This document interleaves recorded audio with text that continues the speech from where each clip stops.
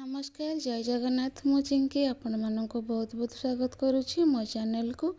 आपण मानक इंग्रजी नववर्षर हार्दिक शुभेच्छा और शुभकामना भगवान पाखरे प्रार्थना करुच्ची नुआ वर्षटी समस्त सुखमय हो। आज आपण मानक सहित शेयर करी ऑरेंज कप केक रेसिपी। वीडियोटी को फुल देखंतु। जदि मो वीडियोटी आपण मानक भल लागिला ताले जो माने मो चैनल रे नुआ अछंती प्लीज मो चैनल को लाइक शेयर एंड सब्सक्राइब करने को भूलिबेनी। तो चलतु स्टार्ट करवा आज रेसिपी। प्रथमे मो गैस उपर गोटे मोटा कड़ाई रखीदे गोटे स्टांड रखीदे। जदि स्टांड नहीं ताले आपन गोटे गिना को उल्टाई रखिपारे। तापर मुझे गोटे थाली रखीदे। एबे कभर दे ताको गरम होगापी छाड़देवा। गैस आंच आम सिम रे ही रखा। केक मुझे सिलिकन कप केक मोल्ड नहीं। आपड़ चाहिए गिनारे भी करें। मुझे आपन को गिनारे भी करके देखी। एबे सबू कपकेक मोल्ड रे आमे तेल लगे रखीदबा। दुईटी कमला को मझिरु काटी एमती छणा साइज चिपुड़ी तार रस सब बाहर करना। मुझे सब रस बाहर करनी। केक बैटर प्रस्तुत करवा। मुझे गोटे जगह गोटे कप माने कमला रस नहीं जाइए। ये कप रे ही सब मापिकी आपण मानक देखी। देखो एबे मु हाफ कप तेल से दे दूची।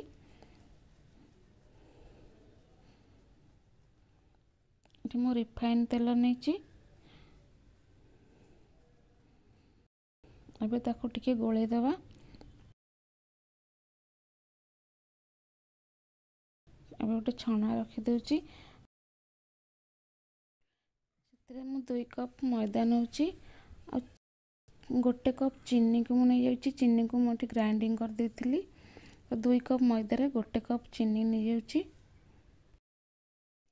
एबे मुझे हाफ चामच बेकिंग पाउडर देदेवा और 2 पिंच खाइबा सोडा देदेवा। एबे ताको भल भाव छाणीदेवा। तो मैं सब भल भाव छाणी दूची जहाँकि तार एमती गोटा गोटा अंश बाहरी जीवो। चीनी ग्राइंडिंग कला बेले जदि भी टिके गोटा रही जाए थे तो सब एमती बाहरी जीवो। तो एबे हमें ताको गोलाई दबा। बैटर एबे बहलिया हो जाइए। तो हमको आउ 2 चम्मच कमला रस देके आउ टिके गोलाई दबा। हमको बैटर बेसी मोटा रखिबानी कि बेसी भी पतला रखिबानी। तार ठीक कंसिस्टेंसी आसला पर्यंत एमती गोलाई चलवा। हमको एका बेले कमला रस देवानी अल्प अल्प देके गोलाइबा। ये टोटाली गोटे कप आउ 2 चम्मच कमला रस ही लगिला। बहुत प्रेशर देके आम गोलाइबानी। जस्ट पूरा हल्का हाथ में सब मिसेबा। देखो मुझे मिसाऊँ मझीरू एमती कट करके तापर साइड सब नहीं मिसई दूची। से टिके ऑरेंज फूड कलर दे दूची। कलर ऑरेंज कलर ये दूसरी टिके आखि को भी कलरटा भल लगे। जदि कलर नहीं ताले स्किप करें। किसी भी दरकार नहीं। साधा भी सेमती प्लेन करें। जेहेतु मो पाखे थिला तो मुझे देदे ऑरेंज कलर देखा जाए। आप चाहिए किसी ड्राई फ्रूट्स भी दे पारे। तो ये बैटर रेडी हो। तो देखंतु तार बैटर एमती ही रहिबा दरकार। तो एबे आमे से बैटर को तेल लगे रखी जो गिना और कप केक मोल्ड रे सब से आम देदेबा। मन रखिए फुल करवानी। आम केवल अधा ही करवा। केकटा जो बेक हम से फुलिकी बाहर भी पड़ जापे। तो से आमको अधा दबा आधा बेक होगा से फुलिकी माने ऊपर जाए पलि आसी थाए। एमती बैटर दे ताको एमती टिके टैप करदेवा बबल्स रहबनी। एबे सबुथरे बैटर दे के रेडी कर देछि। तो एबे आमे ताको बेक करवा। कढ़ाई एबे गरम हो जाइछि। तो एबे सबु बैटर को थाली ऊपर रखी ताको कवर दे के छाड़ देवा। माने 18 ରୁ 20 मिनट पर्यंत छाड़ देवा।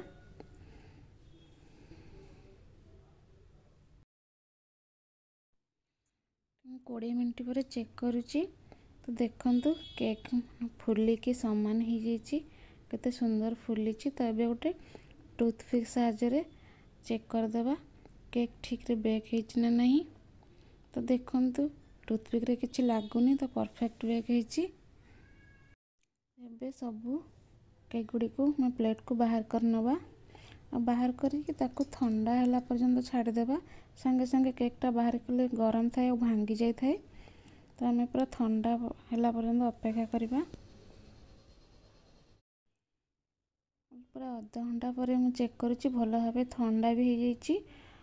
आउ गोटे छुरी साहाय्य मुझे साइड रू टिके प्रेस कर दूची।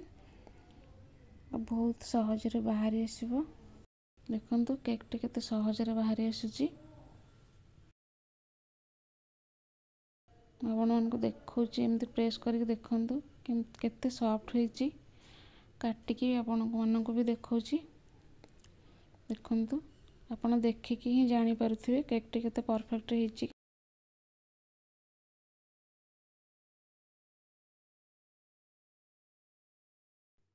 देखिले तो बिना ओवन रे कड़ाई रे केते सुंदर केक प्रस्तुत हो गला। एबे आमे टिके आखि को भल देखा जाय ऊपर चीनी रो गुंड को टिके टिके स्प्रिंकल कर देबा। किछि पिस्ता को काटिकी ही सजै दोची ऊपर। आखि को भल देखा गले ही खाइबा को आ टिके इच्छा बढ़ी जाई थाए। किंतु एबे रेडी हो गला। वीडियोटी केमती लागिला निश्चय जणाइबे। रहिली नमस्कार जय जगन्नाथ।